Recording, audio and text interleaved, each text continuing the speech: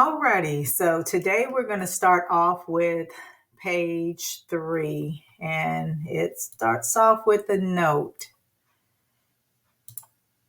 And it says that any fixtures or other items described in subparagraph A and B that will not be a part of this sale should be identified in subparagraph D or E as applicable. So that's pretty much self-explanatory. If whatever is not going to be a part of the sale, this is what we need to address, and whatever is, we need to address those, and it needs to be documented so all parties will know and understand, and it will be very clear.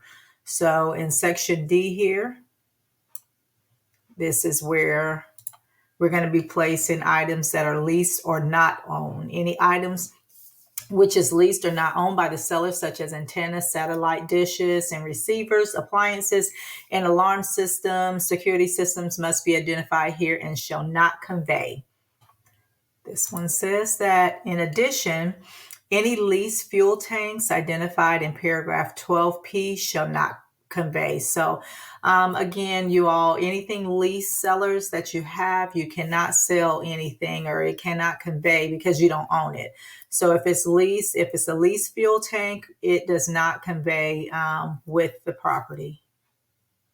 We are at E, other items that do not convey. Now, the following items shall not convey. Identify those items to be excluded under subparagraph A or A and B. So these items are items that you own, but that they don't convey. So for instance, if you had a washer and dryer in your home or extra refrigerator in the garage, and when we went there to view the home, there are some items that you left. The house is not completely cleared out. You want to identify those items because we did see them, and buyers can be under the impression that they will convey with the purchase of this home. So those things need to be listed here.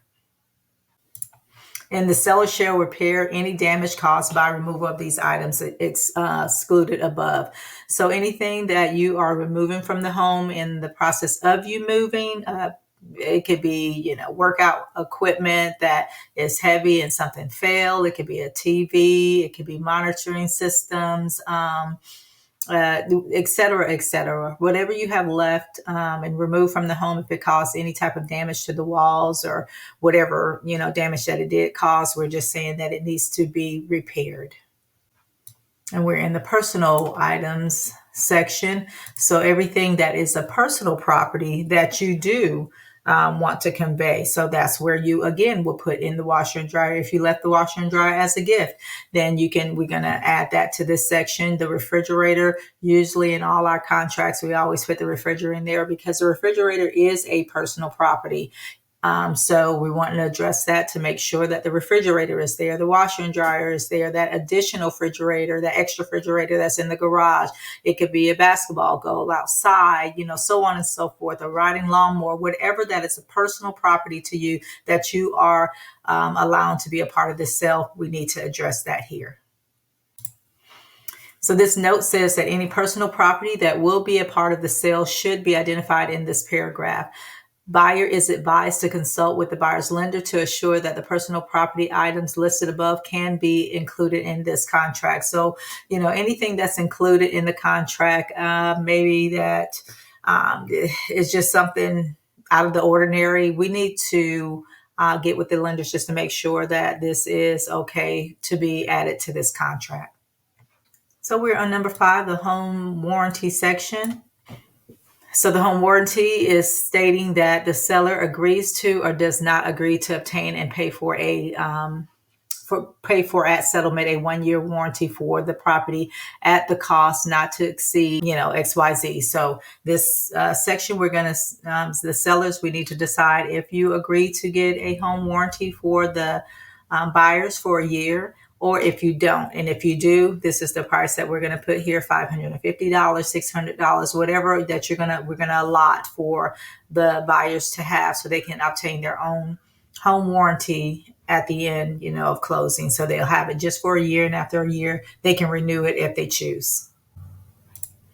Okay, number 6, the listing price. So this is where we're going to put what you're wanting to list the price, list your home for, and not only just what you want. We're going to do our due diligence and do a comparative market analysis, a CMA of the comps in the area, homes that is comparable to yours, and try to get you the best price possible. We want to make sure that we don't overprice your house because we don't want your house to sit. So when we come down to this point, I know a lot of times sellers think that their homes are worth more than what they are. And also I really like to, in a perfect world, get with sellers before they start doing any improvements, because a lot of times, you as sellers, you're being proactive, which is a good thing. And you're putting your house, you're getting some things done, you're updating some things, and it costs, and you have spent about $40,000-$50,000 in renovations to get your house marketable. Now, however, we can't list your house for $50,000 more. So, I want you to understand that, and hopefully this will air and get out there where sellers, you can be a little bit more wiser, because basically you might not get no more than $20,000 for that $50,000 that you have paid in. So just be careful. Let's get with us at the beginning, and we can tell you what things are necessary to do, what things are not.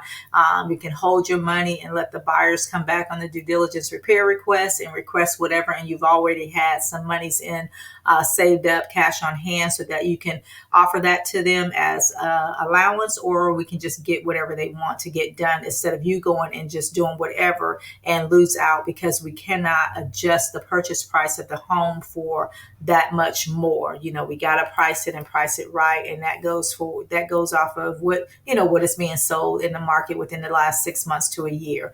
So just be careful when you get into wanting to update your home to sell. So, and then this section right here is just saying what you are agreeing to or allowing the buyer to come to the table with, whether it's cash or FHA, VA. Some people don't like to deal with VA because the appraisal portion is kind of strict here in North Carolina. So we would check off here. Do you agree to having, of course, a cash deal or FHA, VA, USDA, so on and so forth? Anything that you don't want, we would leave unchecked. And right here, we're getting into the firm's duties. Okay, and the fee. Seller agrees to pay the firm a total fee of, and moving forward real estate, we do charge 6%.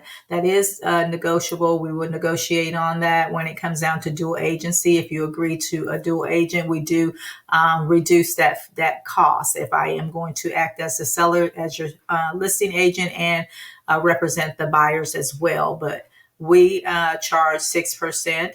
And just to put a little plug in about that is what our firm decides. Right? So that 6% half goes to us, the listing agent, and the other half goes to the buyers, who will bring a buyer to your home. So that's how that is broken up. And I just want to also address that the North Carolina Real Estate Commission, nor the National Association of Realtors, they do not determine the commission rate. The firms usually come up with a commission rate that they're going to charge for their company. Okay, and this says that, let's see, so 6% of the gross sales of the property, or a particular fee. So if we just charge a flat amount, that's what we would put in this area, which shall include the amount of any compensation paid by the firm as set forth in paragraph 8 below. Any other real estate firm, including individual agents, sole proprietors, cooperating real estate firms as well. So in section B, we're going down to the fee earned, and the fee shall be deemed earned under any of the following circumstances. If a ready, willing, and able buyer is procured by the firm and a cooperating real estate firm, the seller, or anyone else during the term of this agreement at the price and on the terms set forth herein, or at any price and upon any terms acceptable to the seller. So that's where we will earn a fee. We bring a ready, willing, and able buyer. It's under accepted terms. We will earn our fee for that. If the property is sold, optioned, exchanged, conveyed, or transferred, or the seller agrees during the term of this agreement or any renewal hereof to sell, option, exchange, convey, or or transfer the property at any price and upon any terms whatsoever. Or if the circumstances set out in 1 and 2 above have not occurred, and if within, we usually use about 30 days in here, 30 days after the expiration date, which is the protection period, the seller either directly or indirectly sells, option, exchanges, conveys, or transfers, or agrees to sell, option, exchange, convey, or transfer the property upon any terms whatsoever to any persons with whom seller firm or any cooperating real estate firm communicated regarding the property during the terms of this agreement or any renewal hereof, provided the names such persons are delivered or postmarked to the seller within 15 days after the expiration date. However, sellers shall not be obligated to pay the fee if a valid listing agreement is entered into between the seller and another real estate broker, and the property is subsequently sold, option, exchange, conveyed, or transferred during that protection period. So what all of this is saying is that we are your exclusive listing agent. So we are owed this commission if we bring in a ready, willing, and able buyer, or after this agreement has expired within the protection period, whatever days we put up there, 15, like I said, 15 days, 30 days, some people even say 60 days. And we have brought several different buyers by to view your home. And for whatever reason, you all ran into each other, let's just say at Walmart, one of those buyers, and they didn't realize that was your home. So you're like, oh yeah, that was you came and see my home. Oh, let's set you can save some money by Xing out the realtor. We can just make a side deal. We can just cut a side deal, and then we can do this and just eliminate the firm. So that's a no-no. If that was to be found out and you did terminate with me, and somehow, some way we found out that your home was sold and it was by someone that we brought to your home, we were the procuring cause. That's what the word is, procuring cause, meaning we brought that person to your home to view your home, and then somehow, some way, you all got connected. Once that home sells, we are entitled to our commission. And then this other one says, the latter part of it is speaking of the contract is terminated between us. It could be we either went to term and the 6 months, 3 months or 6 months is over, or we terminated within, that time frame. However, there's no agreement between you and I anymore. And then you went with another listing agent, and you have a listing agreement that you have with them. And then, a couple of weeks, the home goes under executed contract and it sells. You do not owe us anything at that point, if that makes sense. I know that was a lot in that section, but we want you to understand how that works, because sometimes things like that happen. It doesn't happen a lot, but however, if we have brought people to the table, we have done different things. You can't just, X us out and go make a side deal with someone else, if that makes sense. So of course, at the end of the bottom of every page, we have initials for myself and you as the seller. Moving down to page 4, the seller's failure to sell the property, including but not limited to the seller's refusal to sign an offer to purchase for the property at the price and terms stated herein, or on other terms acceptable to the seller's default on an executed sale contract to the property, or the seller's agreement with a buyer to unreasonably modify or cancel an executed sale contract for the property, or the seller's breach of this agreement, we are still entitled to our commission fee. So we are in section D.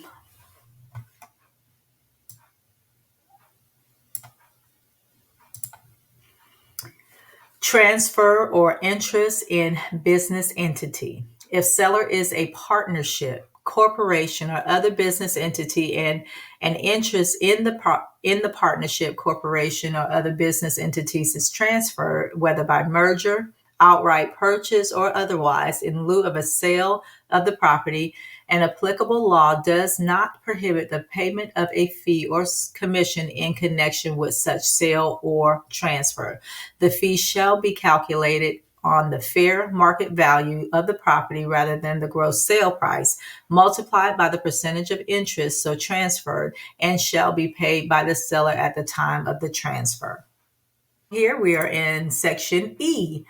Additional compensation. If additional compensation, incentive, bonus, rebates, and or other valuable consideration, additional compensation is offered to the firm from any other party or persons in connection with a sale of the property, the seller will permit the firm to receive it in addition to the fee.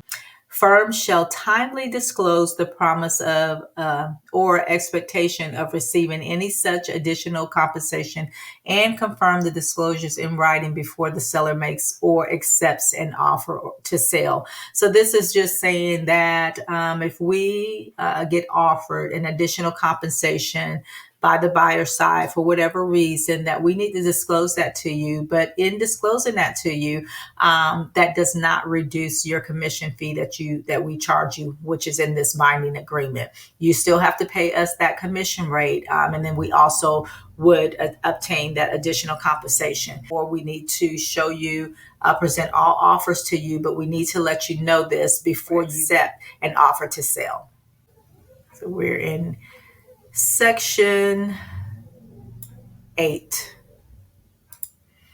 Okay, and this is cooperating with the compensation to the other firm. So what this section here is saying that we would check off if you will cooperate with any sub-agent representing the seller, if there's a percentage there that we was going to give or offer, or a gross sale amount, a flat rate, cooperating with the buyer's agent, which is what we normally do, and that 3% will go here because it's split between us and that buyer's agent. Or if you would cooperate and compensate other cooperating real estate firms according to the firm's attached policy firm, which will promptly notify the seller if compensation offered to a cooperating real estate is different from the set forth above. So we would need to go over that, and we would just check off what you agree to.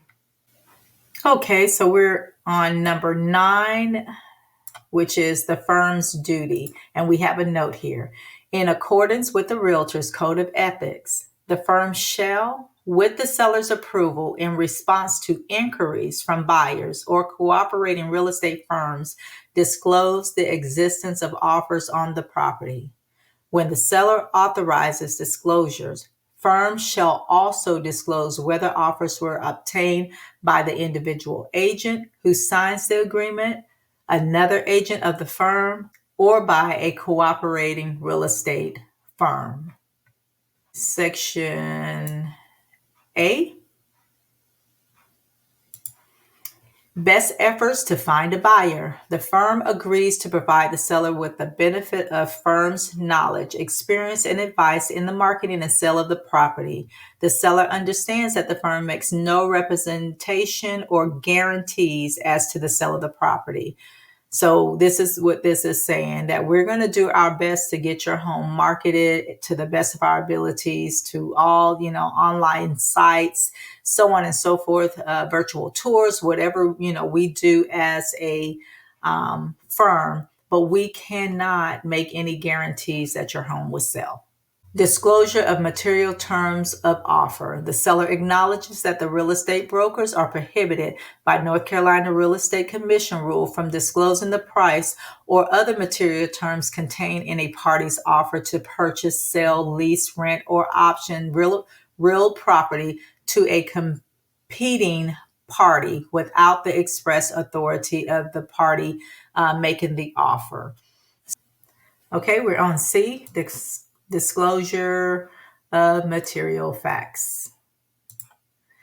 Okay, the seller acknowledges that the firm is required by law to disclose to potential purchasers of the property all material facts pertaining to the property about which the firm knows or reasonably should know, and the realtors have an ethical responsibility to treat all parties to the transaction honestly.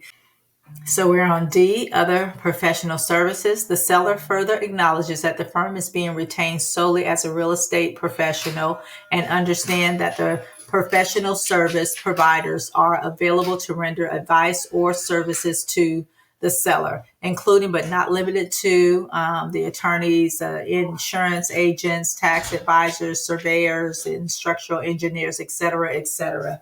So what this is saying is that we are hired as solely as your real estate professional. We can recommend and refer other clients to you, and you utilize those clients, but you can't hold us responsible for what they do or don't do, correctly. So it's just a referral. We're not liable for anything that they do, and that is between you and that particular company that you went with. And then also with that, payments is due upon the services when the services are performed. So you need to be able to make payment for whatever you hire them for. Some people invoice to close, but I wouldn't, just count on that at this point in time. Whoever you hire, just make sure that you have the funds to pay them when the services is completed. And we have this last section here for this page, which is E, and is providing agreement to the listing service. The seller acknowledges that the rules of any listing service of which the firm is a member or in which any of the firm's agents participate may obligate firm to provide a copy of this agreement to any such listing service at its request, and the seller consents to the firm providing a copy of this agreement in the event any such thing is needed. So it's just saying that you will agree if any other listing firm wants a copy of the agreement for whatever reason, you are agreeing for us to share this information with them. We need me to sign, and we need your seller's initials as well.